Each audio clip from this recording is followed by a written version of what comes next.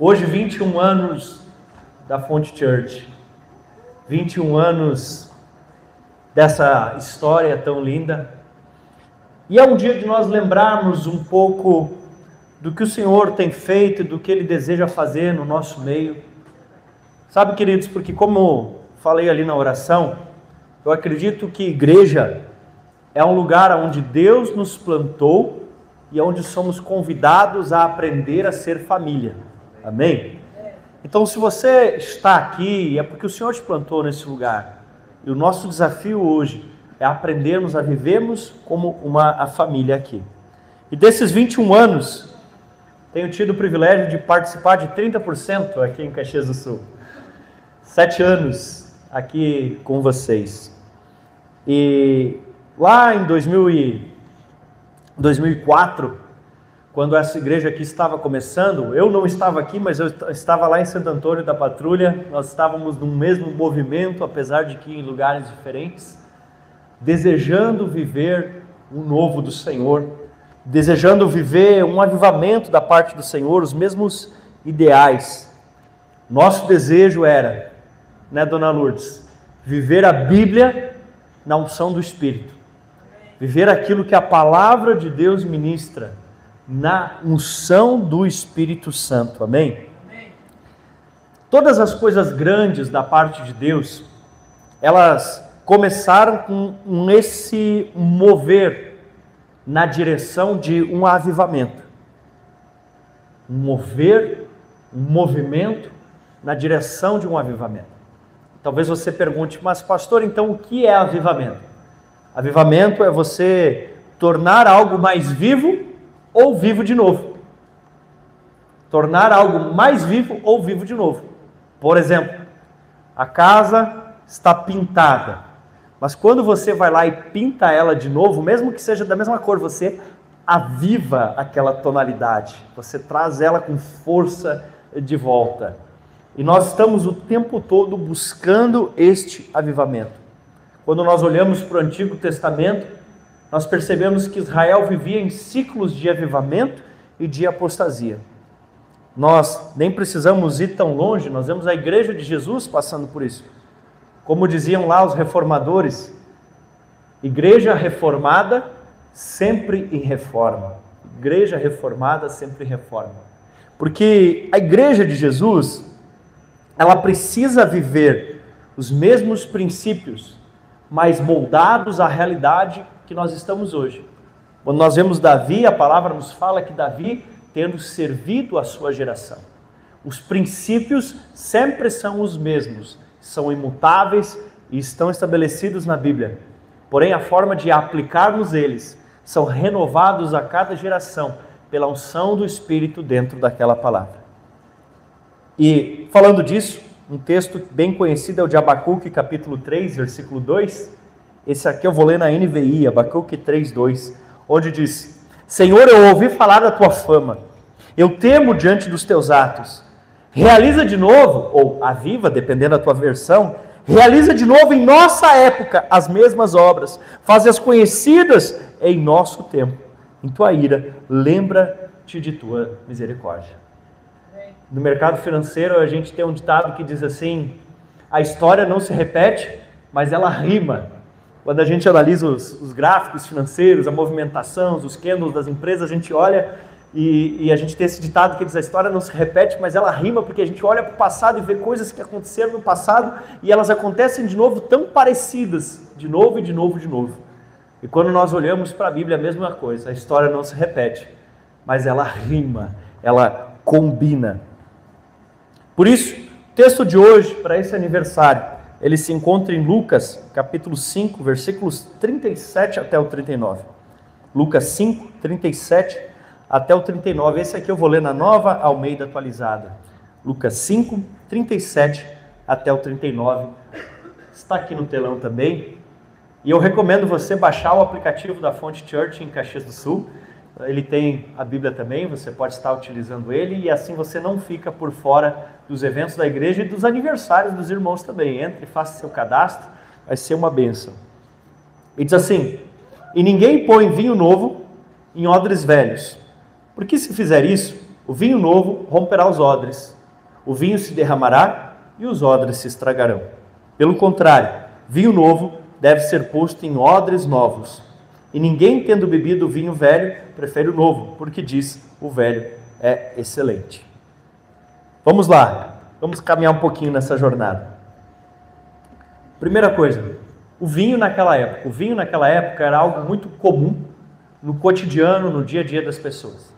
Se a gente somar o que representa hoje, por exemplo, o refrigerante e o leite na nossa vida, no nosso dia a dia, o vinho naqueles tempos representava mais do que isso no dia a dia das pessoas.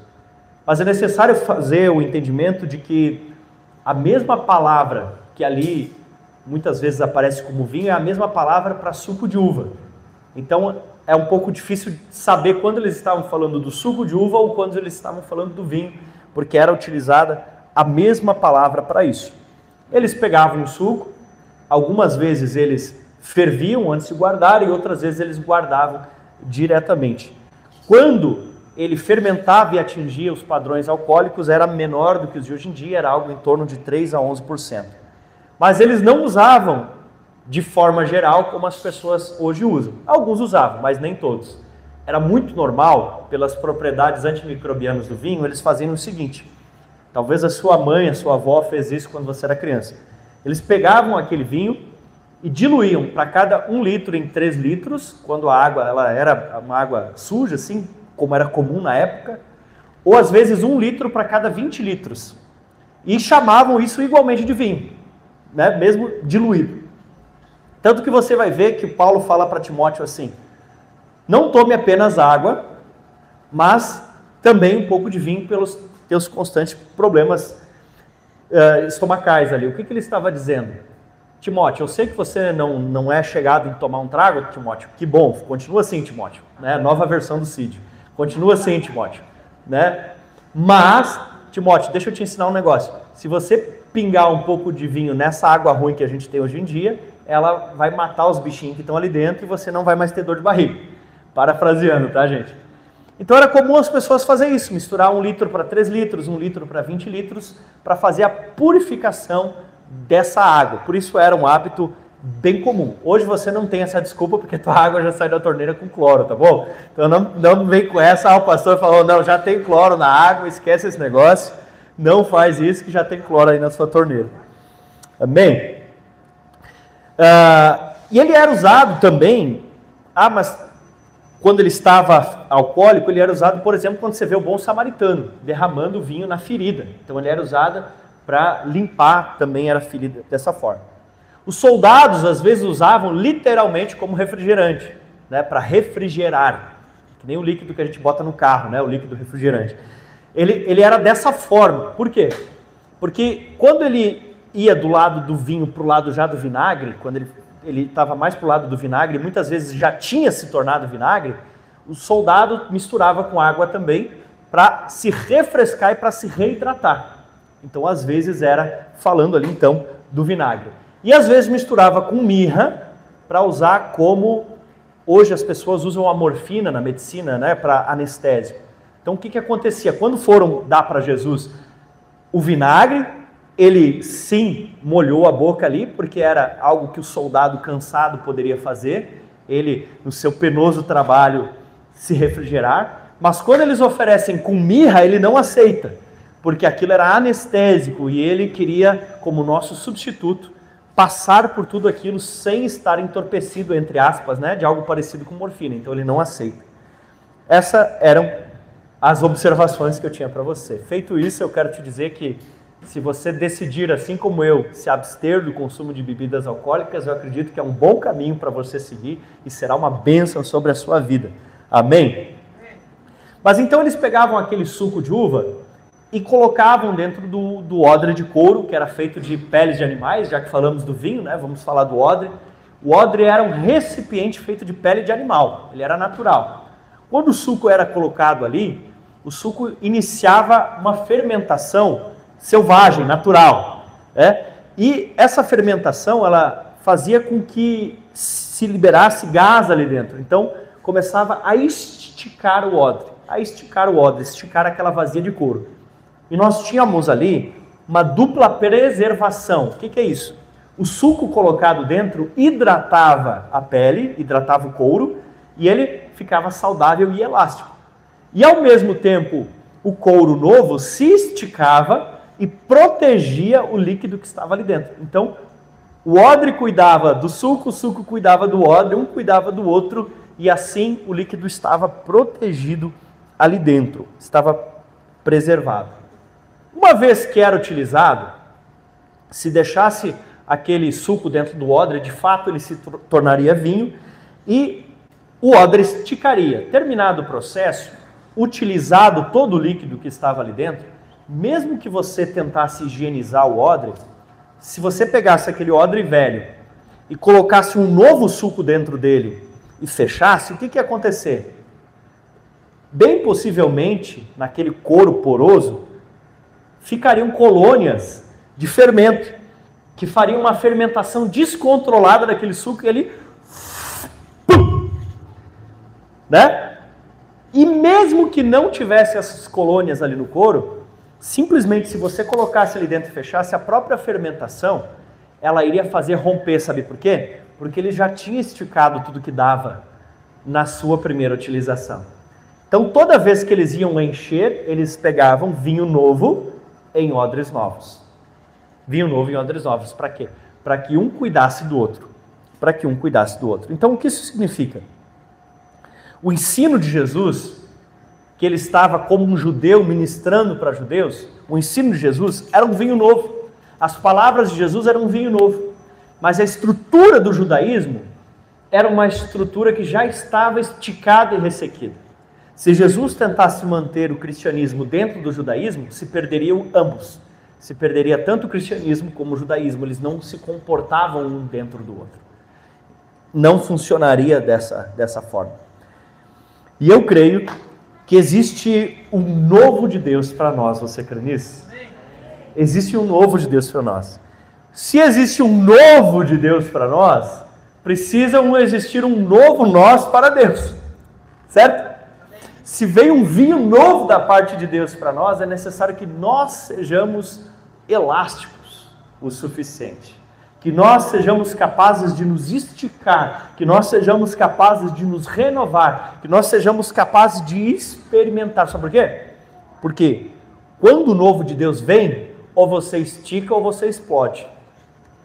Quando vem o novo de Deus sobre nós, ou você se expande, se estica, ou você explode.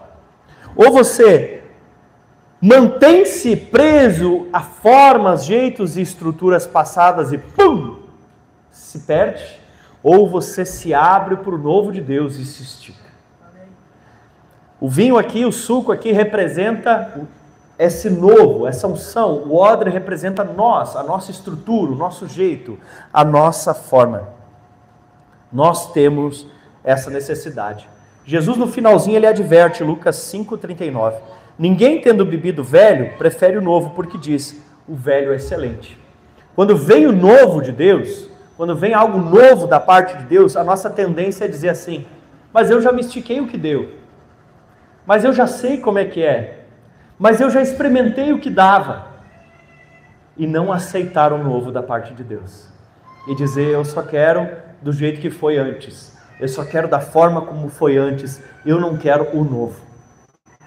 E eu quero convidar você, experimente o novo da parte de Deus. Não fique simplesmente preso no nostálgico. Não fique simplesmente rememorando aquilo que você já viveu. Eu quero perguntar para você, o novo de Deus está vindo. Você vai esticar ou você vai explodir? Você vai esticar ou você vai explodir? Você vai se abrir ao que Deus tem para os nossos dias ou você simplesmente vai explodir? O segundo ponto que eu tenho para vocês hoje tem o título Coluna, Olho e Voz. E tem muito a ver com o que eu tenho experimentado nesses últimos dias, sabe? Faz algumas semanas aí eu estava com uma dor de garganta muito forte, talvez alguns de vocês lembram, e fazia tempo que eu não tinha uma dor de garganta daquelas, misericórdia. Sabe, e eu tenho a impressão que Deus me falou algo mais ou menos assim, tá? Parece que Deus ministrou algo mais ou menos assim no meu coração naqueles dias. Ano passado, você operou a coluna e eu transformei a estrutura da igreja. E quando Deus começou a me falar aquilo, eu fiquei pensando, é verdade. Nós tínhamos uma estrutura, nós tínhamos uma forma de viver a igreja, e bem naquela época, né, Deus foi e mudou toda a estrutura, toda a nossa forma como igreja. Depois o Senhor continuou falando comigo. No começo do ano, você adoeceu de um olho, e eu transformei a visão da igreja. E eu comecei a pensar a verdade. Algumas formas como nós pensávamos sobre células, sobre discipulado, algumas formas da nossa visão do Fonte Church, o Senhor começou a mudar, o Senhor começou a transformar. E Ele disse, agora você está ruim da garganta e eu estou mexendo na voz da igreja. O Senhor tem trabalhado nas nossas vidas. Então, queridos, nos 6 primeiros anos, né, que eu estive aqui, e eu confesso para vocês, espera chegar ao fim, tá, gente, antes de vocês me julgarem. Mas os 6 primeiros anos aqui, e um pouco do tempo também antes de vir morar em Caxias ainda, foram os anos mais difíceis da minha vida. Tá, eu já estou 7, então esse de agora está no lucro, tá bom, gente? Mas os 6 primeiros foram os mais difíceis da minha vida. Eu sinceramente acho que se ser pastor fosse tipo um emprego, assim, CLT, eu acho que eu tinha ido no INSS me aposentar. Porque eu acho que talvez me aposentariam, sei lá como é que se conjuga esse verbo, né? Ou por depressão, ou por problemas físicos, ou mais acidente de trabalho, sei lá o que eles iam botar lá, mas eu acho que eles iam me aposentar. Porque literalmente, naqueles anos, não somente eu, mas as famílias pastorais de uma forma geral, nós corremos risco de vida mesmo. Eu precisei vários exames de saúde e tudo mais, emocional, risco espiritual, porque realmente foi muito difícil. Foi difícil, literalmente quase que até a morte. E quando eu realmente achava que ou eu ia desistir ou ia morrer de verdade mesmo, o Senhor ele me perguntou o que eu preferia, qual era a minha escolha. Se eu queria, eu já contei isso aqui, né? Se eu queria ir lá com ele e estava tudo bem, eu ia lá com o Senhor, ia ter meu galardão e estava tudo na bênção, ou se eu queria continuar. E um dos argumentos para o Senhor foi, eu disse, Senhor, eu tenho que ir lá cuidar da igreja. Então um dos motivos que quando o Senhor me propôs, eu escolhi ficar aqui foi por vocês. Né? Foi por vocês, por desejo de ver cada um de vocês vivendo tudo aquilo que o Senhor tem para desfrutar. E por pouco nós não abandonamos o ministério naqueles 6 primeiros anos aqui em Caxias do Sul. Mas quando então nós tivemos esse ano aqui em Caxias do Sul, nós vimos que Deus estava mudando muitas coisas, Deus estava transformando muitas coisas, Deus estava agindo de muitas e muitas formas, trabalhando. E o ano de 2025, tanto para mim como para muitos de vocês, foi um ano de começar a colocar o coração num lugar de paz. Não foi? Foi um ano de a gente começar a colocar o coração num lugar de paz, começar a colocar o coração num lugar de descanso, começar a colocar o coração, não que num descanso no sentido, eu falei um pouco sobre isso com os líderes de célula aqui, não no descanso no sentido de não fazer nada, mas descanso no sentido de encontrar um lugar de paz. Amém. E aí o Senhor me lembrou a respeito dos judeus que eles produziam na terra por 6 anos, e aí no 7º ano eles viviam do que tinha gerado no 6º e do que a terra produzia espontaneamente, né? Então eu acredito que Deus nos deu um 2025 como um ano do nosso coração se reencontrar num lugar onde a gente pudesse avançar num lugar de paz. Alguém mais teve essa experiência aí? Né? Foi um ano interessante, foi um ano muito interessante, em certo sentido um ano assim mais soft, mais light, em certo sentido, claro, né, gente? Mas quando nós pensamos nessa palavra de paz, eu estava conversando isso essa semana com o pastor Marcelo e o pastor Lucas, lá de Canela, a palavra, cadê o Davi? Com o Davi esses dias também, ele estava me contando algumas coisas nesse sentido. Quando nós pensamos na palavra paz, no hebraico ela vem de shalom. E shalom, quando nós pensamos nessa palavra, ela está mais ligada a uma completude bem-estar, segurança e prosperidade do que necessariamente a forma simples como a gente traduz ela e diz paz. Eu vou repetir: completude, bem-estar, segurança e prosperidade. Porque o Shalom, ele estava desde um comprimento, Shalom Tov, né? Tua paz está boa, desde um comprimento, às vezes até um ideograma colocado numa porta, você colocava a primeira letra, que é um Shin, que é tipo um W, né? Você colocava, algumas pessoas até se curvavam diante daquilo, para lembrar dessa paz, desse Shalom. Mas ele também se referia a esse lugar onde você se sente completo, onde você se sente seguro, você se sente seguro por estar numa aliança com Deus. Esse lugar onde você se sente próspero, porque o Senhor está conosco.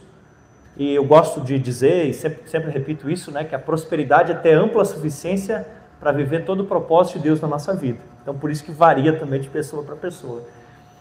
Mas esse Shalom, e eu creio que Deus então nos prepara para entrarmos e vivermos um 2026 realmente do Shalom do Senhor sobre as nossas vidas. Eu creio que esse vinho novo que o Senhor tem para nós é esse Shalom, que o Senhor está trazendo sobre as nossas vidas. Eu creio, queridos, que hoje, e eu digo essa palavra da parte do Senhor, eu creio que hoje nós estamos concluindo esse processo de cura e de restauração, esse processo de trazer de volta aquilo que é essencial para as nossas vidas e iniciando um novo ciclo de Shalom sobre as nossas vidas, um ciclo de Shalom sobre essa igreja, amém? Aleluia! Essa é a palavra do Senhor para a Fonte Church Caxias do Sul, que eu entrego para vocês hoje. Chegou o tempo do Shalom do Senhor para ti. Chegou o tempo do Shalom do Senhor para ti, aleluia. Um tempo da paz, da completude, do bem-estar, da segurança, da prosperidade. Você recebe isso sobre a sua vida em nome de Jesus. Aleluia. Você conhece muito bem o trecho de João 10:10, onde o Senhor fala: eu vim para que tenham vida e a tenham em abundância. Eu achei muito interessante a forma como a NVT traduziu, a nova versão transformadora, porque ela nos dá muito a essência disso. Olha só, eu acho que talvez até vai aparecer ali. João 10:10, a parte de Jesus ali na NVT diz assim: eu vim para lhes dar vida. Até aqui tranquilo, né? Eu vim para lhes dar vida. Aqui a parte de baixo, aqui ó. Eu vim para lhes dar vida. Olha só que interessante. Uma vida plena que satisfaz. Eu vim para lhes dar vida. Uma vida plena que satisfaz. Uma vida plena que satisfaz. Uma vida que faz sentido. Não é falando de ter ou dinheiro, ou diploma, ou comida, ou namorado, ou casamento, ou casa própria, ou viagem, ou beleza, ou um corpo perfeito, mas algo que completa, que encaixa, né? Como a Marília até falou no testemunho, algo que completa, algo que encaixa, algo que preenche, uma vida plena que satisfaz. Esse é o tempo do Senhor para as nossas vidas. O vinho novo do Senhor chegou para nós, amém? Aleluia, glória a Deus. E eu vou contar para vocês que em todos esses anos aqui em Caxias do Sul, esses 7 anos, esse é o momento em que eu me sinto com a maior expectativa. Esse é o momento que eu me sinto com a maior expectativa em relação à igreja, em relação a vocês, em relação a nós, em relação ao que nós vamos viver. O meu coração, ele se enche de alegria, porque naquele horizonte eu já vejo esse sol nascer.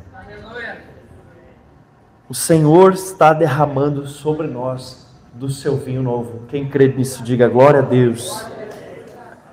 Mas como já diz o ditado e a música antiga, uma andorinha só não faz verão, né?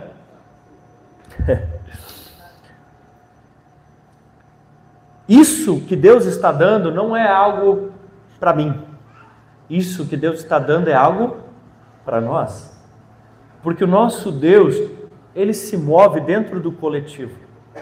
Quando nós olhamos para Abraão, o projeto de Abraão era gerar uma nação grande através de Abraão e Sara, não só através de Abraão. Porque se fosse só através de Abraão, o filho que ele teve com Agar já estava tudo resolvido. mas era um propósito que ele tinha através de Abraão e de Sara. O Senhor deseja esse vinho novo para nós, irmãos. Nós somos o odre novo, amém? Faça parte disso. Deixa o Senhor te esticar. Não fique esperando que o Senhor faça a mesma coisa do mesmo jeito. Ele sim vai fazer coisas grandiosas que Ele já fez no passado, mas do jeito que Ele quer fazer agora. É a mesma coisa no sentido de um mesmo propósito, a mesma palavra, o mesmo poder, mas não é mais do mesmo jeito, é do jeito que Ele tem para essa geração de agora, amém?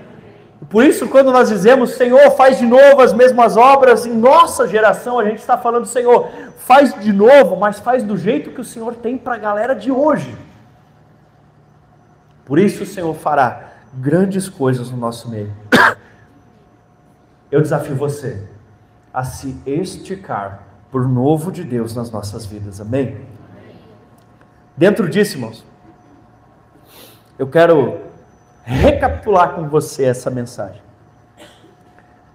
A primeira pergunta é se você vai esticar ou explodir. Essa é a primeira pergunta. Se você vai ser daqueles que dizem, o velho é excelente, e quer sempre viver a mesma coisa do mesmo jeito, ou se você é daqueles que vai dizer, o velho estava bom, mas eu me abro para experimentar o novo de Deus nesses dias de hoje. Amém? A segunda coisa é se você está pronto para abrir o seu coração para esse shalom da parte de Deus, para essa paz, completude, bem-estar, segurança, prosperidade que o Senhor deseja trazer para nós. Se você diz amém para isso, que hoje, exatamente hoje, se encerra esse ciclo que nós vivemos até aqui e inicia o ciclo do shalom da parte de Deus. Amém? Pastor, mas hoje não é dia 31 e Deus está preso em calendário desde quando? Hoje se encerra um ciclo e começa um novo ciclo sobre essa igreja, sobre a sua vida, em nome de Jesus. Eu declaro sobre você o shalom do Senhor, aleluia. E o que eu estava falando agora há pouco, andorinha só não faz verão, somos nós juntos. Você vai ser instrumento de Deus na vida uns dos outros. Nós tivemos a nossa vigília lá no meio do mato, que estava boa, glória a Deus. E lá um estava servindo o outro, um estava orando pelo outro, um estava ministrando pelo outro. O novo de Deus ele é vivido dessa forma, quando nós ministramos um sobre o outro, quando nós derramamos um sobre o outro, quando nós servimos um ao outro, amém? Eu creio, lá no horizonte, nós já podemos ver um sol nascer. Aleluia. Nós estamos caminhando para o final desse culto, e espero, acredito, que pelo menos até o culto do Natal você vai estar aqui ainda, talvez depois você vai estar viajando, alguns já foram viajar na verdade, mas essa palavra ela é muito importante para nós, e se você sabe alguém que precisa escutar ela, mas não esteve aqui hoje, algum dos irmãos aqui da igreja, passe depois, até terça eu vou mandar no grupo ou no aplicativo da igreja, e você pode encaminhar para essa pessoa também, para que nós possamos juntos viver esse novo de Deus sobre as nossas vidas. Eu quero convidar você a fechar os teus olhos, se você pode, você se coloca de pé, e você começa a dizer, Senhor Jesus, eis-me aqui, Senhor, eu me abro para receber do teu vinho novo, Senhor, eu me abro para receber do teu novo, Senhor, começa a dizer, Senhor Deus, eu sou um odre novo, Senhor, faz-me um odre novo, Senhor, abre o meu coração, Senhor, para que eu não esteja rígido e preso às formas do passado, para que eu não fique preso a como um dia as coisas foram, a como um dia as coisas aconteceram, mas que o meu coração esteja preparado para viver o novo de Deus, para viver do jeito de Deus, para viver da forma de Deus, para viver como as coisas de Deus são sobre a minha vida. Abre o seu coração. Diga para o Senhor, Senhor, vem, eu quero o teu novo, eu vou me esticar, Senhor, eu vou me esticar. Diga, Senhor, eu recebo do teu shalom, eu recebo desse novo ciclo, Senhor. Diga para Ele, eu recebo desse novo tempo, Senhor. Eu recebo desse novo momento sobre a minha vida, Senhor. Eu recebo sobre a minha vida, Deus. O recacharalarabaçoi amai. Agora ministre esse shalom sobre alguém do seu lado, de preferência alguém que não é da sua família. Ministre, se for também tudo bem, mas se tiver alguém que não é da família, ministre sobre ela, declare sobre ela: eu tenho um novo tempo do Senhor sobre a tua vida, está chegando, é chegado. Fale para a pessoa que está do seu lado, declare sobre ela, diga: em nome de Jesus eu declaro, é tempo do shalom do Senhor sobre você. Bote a mão no ombro dela e diga: eu te abençoo em nome de Jesus. É o tempo do shalom de Deus sobre a tua vida. É o tempo da paz do Senhor, do bem-estar do Senhor, da completude do Senhor. É o tempo da prosperidade do Senhor sobre a sua vida. É o tempo da bênção do Senhor sobre a tua vida.